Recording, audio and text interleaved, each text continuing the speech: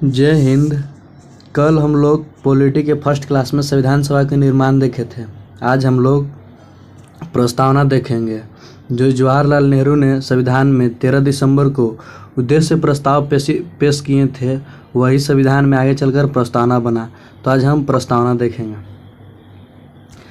प्रस्तावना के विचार कहाँ से आया? तो यूएसए के संविधान से लिया गया। इसका विचार आया कि भारत के संविधान में प्रस्तावना होना चाहिए। तो यानी कि यूनाइटेड स्टेट ऑफ अमेरिका सबसे पहले अमेरिका में 1789 में वहाँ बना था, संविधान लागू हुआ था।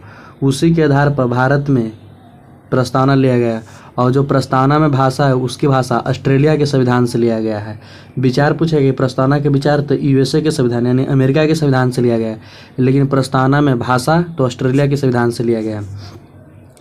संविधान सभा में प्रस्तावना को संविधान में आईडी कार्ड किसने कहा? प्रस्तावना को संविधान का आईडी कार्ड किसने कहा? तो एन.ए. पालकी वाला। उसके बाद संविधान की कुंडली, प्रस्तावना को संविधान की कुंडली किसने कहा? तो के.एम. मुंशी। के.एम. मुंशी का पूरा नाम कन्हैया लाल मणिकलाल मुंशी। संविधान की कुंडली के.एम. मुंशी साहब ने कहा। संविधान में अवयव क्या है? तो भारतीय संविधान के अधिकार स्रोत भारत के लोगों में है। अधिकार स्रोत भारत के लोगों के है। भारत की संविधान की प्रकृति कैसी है? तो संपूर्ण प्रभुत्व संपन्न, समाजवादी, पंथ निरपेक्ष और लोकतांत्रिक तथा गणराज्य संविधान की प्रकृति है। प्रस्तावना में संविधान की प्रकृति कैसी है? तो संपूर्ण प्रभुत्व संपन्न, समाजवादी, पंथ निरपेक्ष, लोकतंत्रात्मक, गणराज्य। इसका उद्देश्य क्या है? उद्देश्य है इसका न्याय दिलाना। इसका उद्देश्य क्या है? तो न्याय दिलाना और स्वतंत्रता, समानता और भाईचारा की भावना। इसका उद्देश्य है। इसका उद्देश्य के 4 डायमेंशन है। पहला न्याय, दूसरा स्वतंत्रता, तीसरा समानता और चौथा भाईचारा। प्रस्तावना को लागू होने की तिथि 26 नवंबर 1949 को, कल ही बताए थे, अंगीकृत किया गया था, यानी कि लागू किया गया था। उसके बाद संविधान में एक शब्द है संप्रभुता। आखिर संप्रभुता होता क्या है? संप्रभुता का मतलब समस्त निर्णय लेने की स्वतंत्रता या क्षमता। संप्रभुता का अर्थ होता है कि स्वयं का प्रभु, आप स्वयं भगवान की तरह आप स्वयं इसका निर्णय ले सकते कि हमको क्या करना चाहिए, क्या नहीं करना चाहिए। संप्रभुता का अर्थ यही होता है समस्त निर्णय को स्वयं ले सके। इसका कोई बाहरी या आंतरिक दबाव में मानने के लिए बाध्य नहीं। इस पर आपको कोई दबाव नहीं दे सकता है। आप स्वतंत्र है इसके निर्णय लेने के लिए। उसी को संप्रभु कहा जाता है। और कुछ एक शब्द है समाजवादी। समाजवादी मतलब लोकतंत्रात्मक समाजवाद। तो भारत मिश्रित समाजवाद है। कल ही बताए थे कि भारत मिश्रित समाजवाद है। मिश्रित अर्थव्यवस्था का उदाहरण है भारत। जैसे भारत दोनों रखता है, पूंजीवाद अर्थव्यवस्था भी है भारत के पास और समाजवादी अर्थव्यवस्था भी भारत के पास है। तो दोनों को मिलाकर मिश्रित अर्थव्यवस्था भारत के पास है। तो पूंजीवाद अर्थव्यवस्था का अधिकार पूंजीपतियों के पास होता है और समाजवादी अर्थव्यवस्था के पास अधिकार सरकार के पास होता है। उसके बाद संविधान में एक शब्द है पंथ निरपेक्ष। पहले भारतीय संविधान में धर्म निरपेक्ष था, लेकिन 42वें संविधान संशोधन 1976 के माध्यम से धर्म निरपेक्ष के नाम की जगह पर पंथ निरपेक्ष कर दिया गया। भारत में कोई राजकीय धर्म नहीं है। भारत के पास कोई राजकीय धर्म नहीं है। यहाँ बहुत से धर्म के लोग रहते हैं, हिंदू, मुस्लिम, सिख, ईसाई, जैन, बौद्ध, पारसी। इसीलिए भारत में धर्म निरपेक्ष नहीं, यहाँ पंथ निरपेक्ष बनाया गया है। इसके बाद एक शब्द है लोकतंत्रात्मक। लोकतंत्रात्मक का मतलब क्या होता है? लोकतंत्रात्मक तो 2 प्रकार के होता है। डेमोक्रेसी प्रत्यक्ष, एक होता है अप्रत्यक्ष। प्रत्यक्ष मतलब लोग सीधे कानून बनाने में भाग लेते हैं, जिसमें जनता का शासन होता है, या इसमें जनता स्वयं कानून बनाते हैं। जैसे स्विट्जरलैंड में प्रत्यक्ष लोकतंत्रात्मक है, वहाँ जनता स्वयं कानून बनाती है। और अप्रत्यक्ष लोग सीधे भाग नहीं लेते हैं, मतलब हम लोग किसी को चुनते हैं। जैसे हम लोग सांसद के चुनते हैं, सांसद सदन में जाकर हमारे कानून का निर्माण करता है, संविधान में संशोधन करता है। तो भारत अप्रत्यक्ष लोकतंत्रात्मक व्यवस्था का उदाहरण है, लेकिन प्रत्यक्ष लोकतंत्रात्मक व्यवस्था का उदाहरण स्विट्जरलैंड है। और प्रत्यक्ष पूछेगा तो भारत है। उसके बाद गणराज्य, एक शब्द है गणराज्य। राज्याध्यक्ष का जनता के द्वारा प्रत्यक्ष या अप्रत्यक्ष रूप से निर्वाचन। जैसे भारत या यूएसए, भारत और अमेरिका गणराज्य का उदाहरण है। यहाँ राजतंत्र नहीं है, यहाँ गणराज्य है। जहाँ राजतंत्र होगा वहाँ गणराज्य नहीं है, भारत गणराज्य है। और ब्रिटेन वंशानुगत है, वहाँ राजा रानी होता है। भारत ऐसा नहीं है, यहाँ राजा रानी नहीं होता है। उसके बाद एक शब्द है न्याय। न्याय 3 प्रकार के होता है। प्रस्तावना में एक न्याय शब्द है। न्याय के डायमेंशन 3 आधार पर, सामाजिक न्याय, आर्थिक न्याय और राजनीतिक न्याय।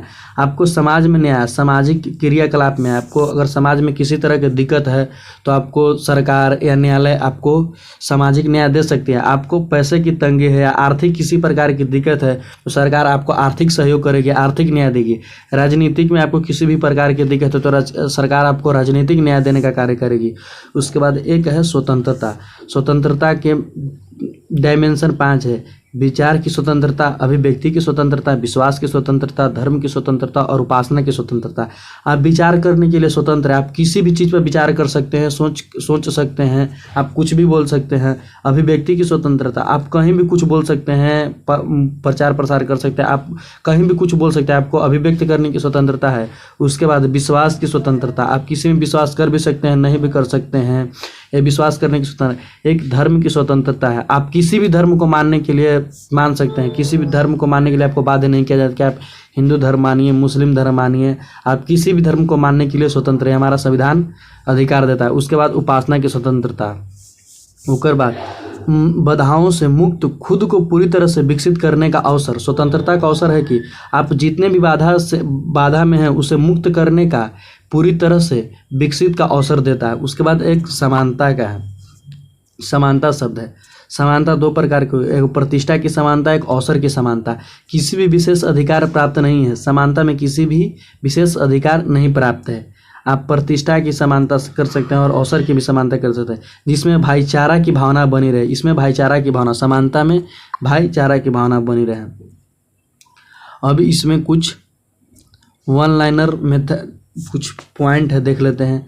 क्या प्रस्तावना संविधान का भाग है? तो हाँ, संविधान का भाग है। क्या प्रस्तावना में संशोधन किया जा सकता है? तो हाँ, प्रस्तावना में संशोधन किया जा सकता है, लेकिन इसको कुछ बेसिस मानकर। जैसे एक संविधान में प्रस्तावना मतलब संशोधन हुआ था 1960 में, जिसे बेरुवारी केस कहा गया। बेरुवारी बनाम भारत संघ 1960 में केस हुआ था, जिसे प्रस्तावना को भाग नहीं माना, बोला कि प्रस्तावना संविधान का भाग नहीं है। उसके बाद केशवानंदा भारतीवाद हुआ 1973 में, जिसमें संविधान को 1973 में हुआ, जिसमें संविधान का भाग, प्रस्तावना को संविधान का भाग माना। उसके बाद LIC वाद हुआ, LIC वाद वर्सेस भारत संघ में, जिसमें भी उसमें भी बोला कि प्रस्तावना संविधान का भाग है, यानी संविधान का अंग है। प्रस्तावना अपरिवर्तनीय है, अबाध्यकारी है, नॉन जस्टिबल है। उसके बाद आगे देखते हैं।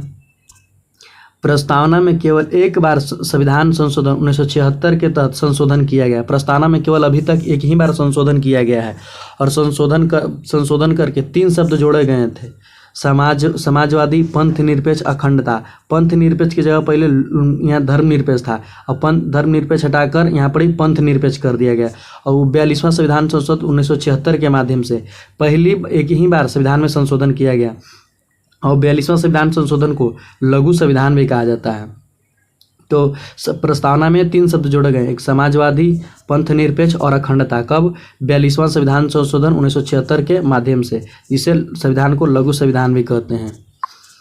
और भारतीय संविधान को प्रस्तावना शुरू कहाँ से होता है? तो प्रस्तावना शुरू होता है हम भारत के लोग से। जैसे हम शुरू में स्टार्ट करते हैं हम भारत के लोग, भारत को संपूर्ण प्रभुत्व, तो स्टार्टिंग में शुरू में हम भारत के लोग से ही प्रारंभ करते हैं। उसके बाद भारत के संविधान में प्रस्तावना की भाषा और आदर्श किस देश के प्रभावित है? तो USA। बताएं कि इसमें इसका विचार लिया गया है USA यानी अमेरिका से, कि भारतीय संविधान में प्रस्तावना होना चाहिए। इसका विचार USA से लिया गया है, लेकिन जो इसका भाषा है, भाषा ऑस्ट्रेलिया से लिया गया है, कि संविधान में किस प्रकार की भाषा है, जो संपूर्ण प्रभुत्व, समानता, ऐसा भाषा ऑस्ट्रेलिया से लिया गया है। उसके बाद भारतीय संविधान की प्रस्तावना को अपनाया गया था 26 नवंबर 1949 को। एक कल ही आपको बताया है।